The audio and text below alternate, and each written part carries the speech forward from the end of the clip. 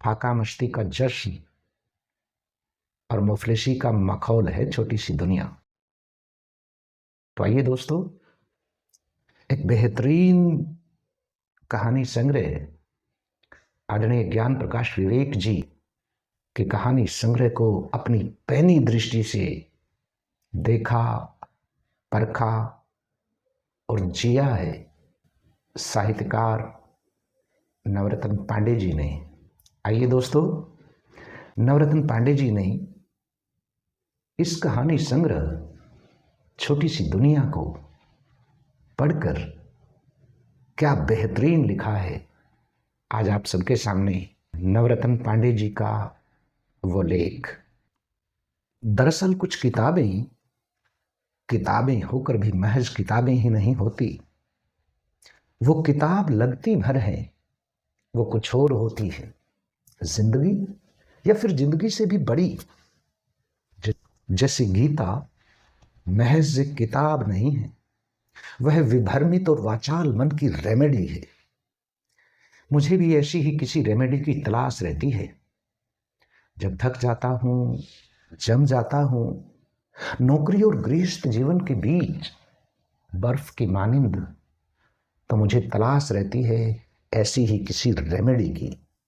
तलब होती है किसी अदद किताब की जो मुझे पिघला दे, डाइल्यूट कर दे और मैं बहने लगूं और लौट आऊं फिर अपने उसी खूबसूरत दुनिया में जहां सपनों का तिलिस्म होता है, संवेदनाएं होती हैं, खूब खुला आकाश और तमन्नाओं के टिमटिमाते जुगनुओं के सितारे। सचमुच कुछ किताबों में वह कुव्वत होती है जो आपको डाइल्यूट करती है। आप बहने लगते हैं, आपको आश्वासन मिलता है कि यह दुनिया इतनी भी जालिम नहीं। आपसे खुश होने, बहने, खेलने का हक ही छीन ले। कारमा जो हजारों दमकते आफताब या फिर दिनकर की उर्वशी अथवा ज्ञान प्रकाश विवेक की छोटी सी दुनिया। हाँ, आजकल ज्ञान प्रकाश विवेक की कहानियों की किताब छोटी सी दुनिया के साथ हूं। हालांकि किताब के साथ बहुत दिनों से हूं। किसी कहानी को पढ़कर खूब सारा सन्नाटा और जीवन द्रव्य बटोर लेता हूं और कई कई दिन खुश होता हूं, तो वृत्त टिप्पणी भी करना चाहता हूं, लेकिन डरता हूं कि क्या कह सकूंगा कुछ इन कहानियों, किस्सों जितना ही बड़ा। किताब में यूं तो 12 कहानियां हैं और 12 कहानियां 12 दिन में पढ़कर 12 पेज भी लिखे जा सकते हैं। महज किताब का तबसरा करना ही ध्येय हो तो यह काम 1-2 दिन में भी किया जा सकता है, लेकिन एक एक कहानी इतने बड़े स्पेस में कही गई है कि कुछ भी कहते नहीं बनता। कहानियां महज 12 कहानियां नहीं, बल्कि 12 दुनियाएं हैं। एक एक दुनिया एकदम जुदा, एकदम अलहदा। एक और खास बात कि कहानियों का वॉल्यूम बहुत ही डाउन है और बात का वॉल्यूम जितना ही कम होता है, बात उतनी ही गहरे तक जाती है। चीखती दहाड़ती कहानियों पर तो खूब चीखा दहाड़ा जा सकता है, लेकिन यहां तो गहरा मौन और सन्नाटा पसरा पड़ा है।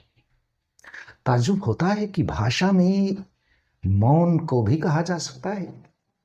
यह कैसे संभव हुआ? यह लेखक से बाकायदा पूछा जाना चाहिए। पाठक तो केवल कयास ही लगा सकता है कि लंबे समय तक एकांत और चुप्पी से ही शायद यह कला विकसित होती होगी। असल में भाषा की भी अपनी सीमाएं हैं। जब बारीक कहना होता है तो शब्द हाथ खड़े कर देते हैं। फिर लेखक निजी अनुभव और प्रतीकों का इस्तेमाल करता है। कहानियों में जगह जगह प्रतीकात्मकता बिखरी पड़ी है और यही प्रतीकात्मकता कहानियों की ताकत है। मानवीकरण की नाव में प्रतीकों के फूल पाठकों की अंतस चेतना को ऊपर ले आते हैं और वाचाल मन दम दबाकर भाग खड़ा होता है। एक गहरे आत्मावलोकन से गुजरकर पाठक गहरे आत्मालोचन से गुजरता है और यही आत्मालोचन उसकी आत्मा को संतुष्टि प्रदान करता है। मानवीकरण तो यहाँ कदम कदम पर है। यहाँ हवाएं दुपट्टा निचोड़ती है, लॉन में पड़ी खाली बेंच आपकी पीठ सहलाती है और हत्ती आत्मीयता से हाथ मिलाती है। यहाँ सन्नाटों की मेजपोश हैं तो जिंदगी के पछताओं के ग्रेड टोटल भी हैं। असल में कहानी पढ़ते हुए आपको कबीर, ओशो, लाओ त्से कई कई बार याद आते हैं। उनकी कही बातें भी कि हजारों मील लंबी यात्रा के लिए पहला कदम उठाना जरूरी होता है। महान प्रतिभाएं विकसित होने में समय लेती हैं। महान संगीत धीमा सुनाई पड़ता है। महाआकाश के कोने नहीं होते। कभी कभी कहानी पढ़कर आपको अनायास लगता है कि आपका आलोचक हाथ खड़े कर चुका है। आप कुछ भी कहने की स्थिति में नहीं है, क्योंकि जितनी बारीक बात, जितनी सूक्ष्म संवेदना, उतनी ही बड़ी चुनौती। कम से कम भाषा के लिए तो रेत के कण को आंख से उठाया जा सकता है। हाँ बिल्कुल, कहानियों में तो कई जगह यह रेत का कण आंख की पलक पर टंगा दिखाई देता है। खत कहानी का एक वाकया देखें। याद जैसे जिंदगी के बंद कमरे में दर्द की अगरबत्ती जल रही है। मैं बंद कमरे में हूं, अकेला, अकेला और चुप। मैं और मेरे साथ निहत्थी खामोशी। मैं और मेरे साथ मेरी उंगली पकड़कर खड़ा मेरा साया, जो दिखाई नहीं देता लेकिन वह है जरूर। मैं उठकर खिड़की तक आया हूं। आसमान खाली है मेरी तरह। वक्त की खुदगर्ज चील उड़कर जा रही है। उसकी चोंच में फड़फड़ाता लम्हा होगा, किसी जिंदा परिंदे जैसा। आसमान का चेहरा और मेरा चेहरा दोनों एक जैसे नजर आते हैं। शायद आसमान भी उदास है मेरी तरह। ऐसा लगता है कि वह अपनी किसी कहकशां को ढूंढ रहा है, जैसे विनोद कुमार शुक्ला की पंक्तियां कहीं भी लिखी पड़ी हों, वे अलग नजर आती है। ऐसे ही ज्ञान प्रकाश विवेक का लिखा एकदम अलग पकड़ा जा सकता है। इन कहानियों में कथानक नहीं के बराबर है। शायद यही कारण है कि आप एक साथ 2 कहानियां पढ़ने का जोखिम नहीं उठा सकते, क्योंकि पहले पढ़ी कहानी के पात्र इतनी शिद्दत से आपके पास खड़े होते हैं कि वे आपसे आपका वक्त मांगते हैं। और यदि आपने तुरंत दूसरी कहानी शुरू की तो ये पात्र आपके अवचेतन के माध्यम से दूसरी कहानी के स्पेस में बाकायदा खलल पैदा करेंगे। ये तय है।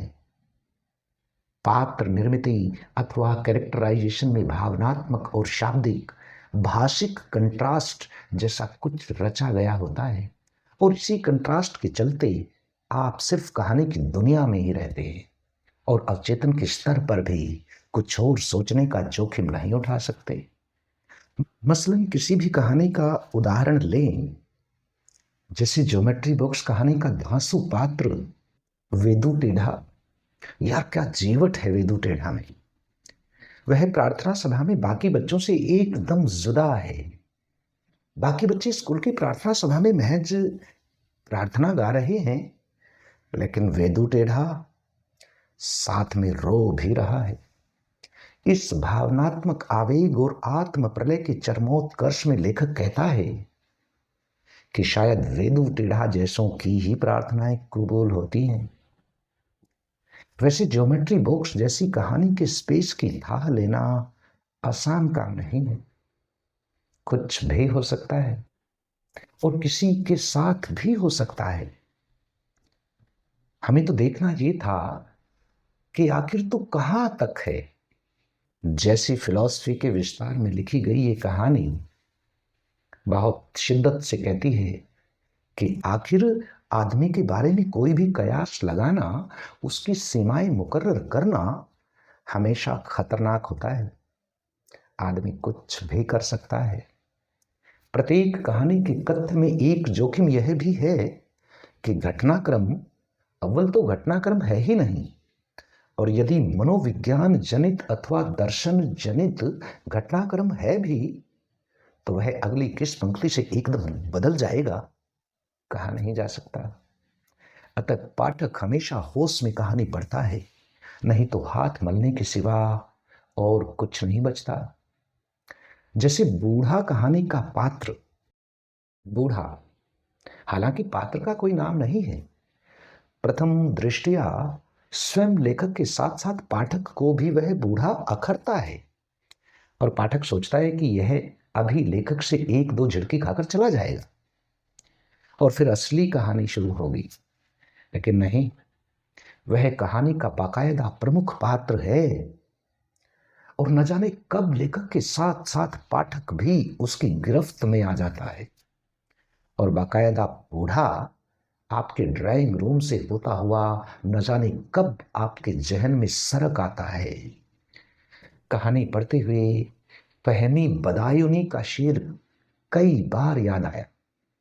ये कोई कत्ल थोड़े है कि बात आई गई हो, मैं और अपना नजरअंदाज होना भूल जाऊं। बूढ़ा वाकई जीवट वाला निकला, और उस वक्त तो पाठक दांतों से नाखून कुतरता है जब अपना झोला उठाकर बूढ़ा चलने को होता है। अचानक झोला उलट जाता है और उसकी नितांत निजी दुनिया फर्श पर बिखर जाती है।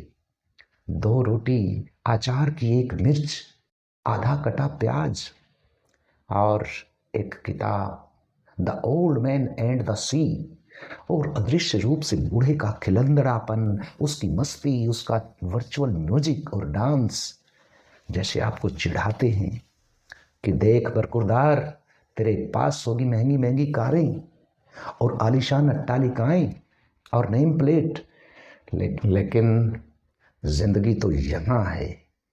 और आप छटपटाती भावनात्मक उद्वेग में अपनी नम आंखों से अवचेतन की पगडंडियों पर बूढ़े को दूर तक जाता हुआ देखते रहते हैं, जो शायद जाने अनजाने मुट्ठी भर जिंदगी का चूर्ण बिखेर गया है, और एक फाका उसकी सोहबत से आपके हाथ भी लग गया है, भले ही कुछ पल के लिए, लेकिन आपके मुंह का स्वाद बदल गया है।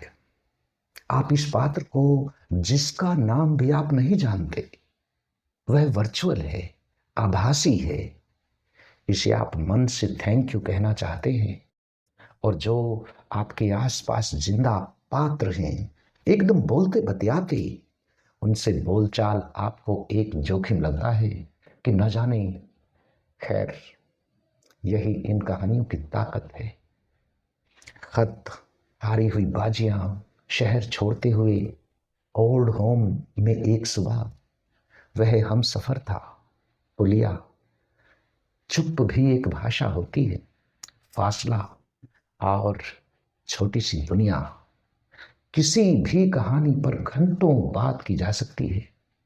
आप किसी भी कहानी को हल्के में नहीं ले सकते, जैसा कि आजकल कहानी की किताब में देखने को मिलता है कि चौंकाने वाली भारी भरकम भाषाई अंदाज में लिखी कहानियां किताब के प्रारंभ में रखी जाती हैं और हल्की कहानी अंत में।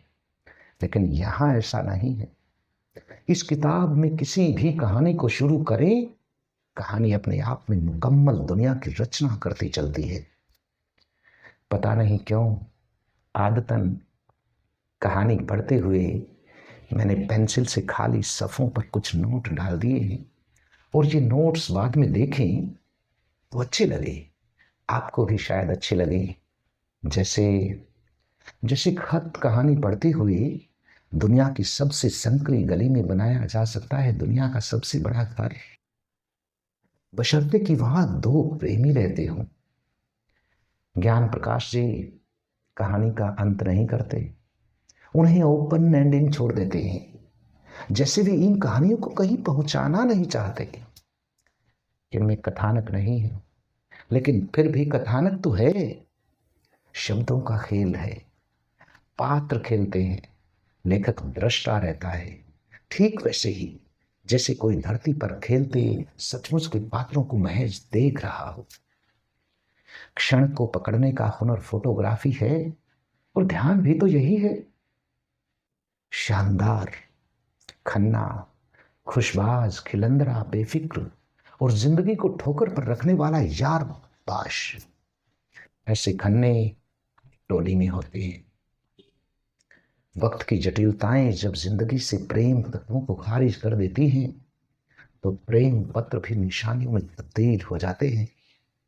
वेदु टेढ़ा क्या शानदार कैरेक्टर रचा, जैसे अभी कहेगा, मैं आज भी फेंके हुए पैसे नहीं उठाता सेठ। चरित्र चित्रण मतलब ज्ञान प्रकाश विवेक। कहानी पढ़कर लगा कोई नायक प्रधान फिल्म देख ली। अंत में सुधी पाठकों से विनम्र निवेदन कि कहानी पढ़ने में यदि मजा आता है तो ये कहानियां जरूर पढ़ें, वरना चूक जाएंगे। और ज्ञान प्रकाश विवेक जी के लिए तो दुआ ही कर सकते हैं कि ईश्वर उन्हें स्वस्थ रखें। वाणी प्रकाशन को ढेरों शुभकामनाएं एक बेहतरीन प्रकाशन के लिए। और हाँ, यह किताब सच में 425 रुपए की है, बल्कि अमूल्य है। महंगी बेशक हो। तो दोस्तों, ज्ञान प्रकाश विवेक जी के कहानी संग्रह, बेहतरीन कहानी संग्रह अपनी नजर से बरखा नवरत्न पांडे जी ने बेहतरीन समीक्षा की है। और इस समीक्षा को पढ़कर मुझे लगा कि अभी इस किताब का ऑर्डर किया जाना चाहिए। तो दोस्तों, आप भी ज्ञान प्रकाश विवेक जी के नए कहानी संग्रह छोटी सी दुनिया को जरूर पढ़ें।